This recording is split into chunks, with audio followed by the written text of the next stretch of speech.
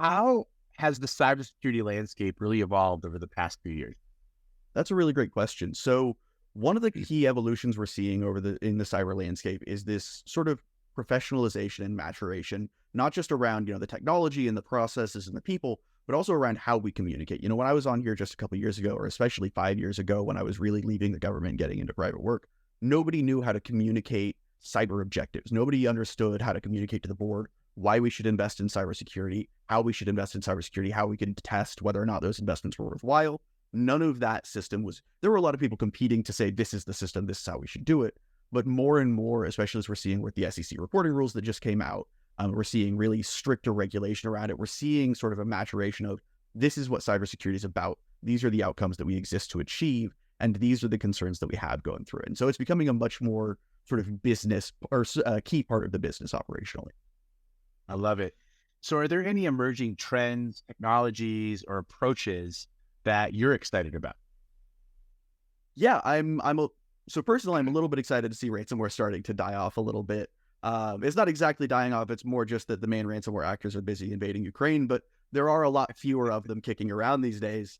I'm very excited about that. I'm also really excited. I think a lot of people are understandably suspicious or skeptical. I'm very excited about the Microsoft Security Copilot and tools like that, where we're bringing natural language tools into security products so that we're able to have a lot more informed conversation, as well as we're able to bring people on board and make those tools just a lot easier to use. I'm very excited at sort of seeing, I know there are a lot of people who feel very differently, but I'm very excited seeing that sort of barrier to entry lowering from a technical perspective for the entry level of this field.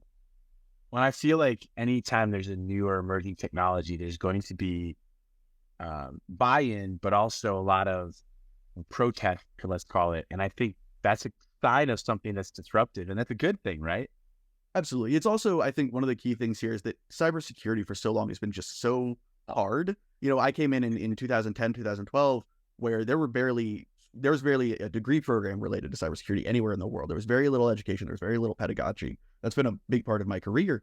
And so as we've kind of been seeing over the course of the last decade in cybersecurity, a lot of people are really attached to that idea of cybersecurity as this extremely intellectual, extremely hard, only the best hackers can really succeed in it. And that feels good. It's exciting to be one of those elite hackers, but it's not scalable as an industry. Nobody's going to put that person on their board. The guy who sits in the basement eating pizza in a hoodie, who does things that no one else can understand. You're never going to end up on a board. You're never going to end up in a C-suite. And that means that program is fundamentally always going to be a sinkhole, and it's never going to go anywhere. So I understand why a lot of people want to keep it really elite and intellectualized, but the reality is that no industry stays that way forever.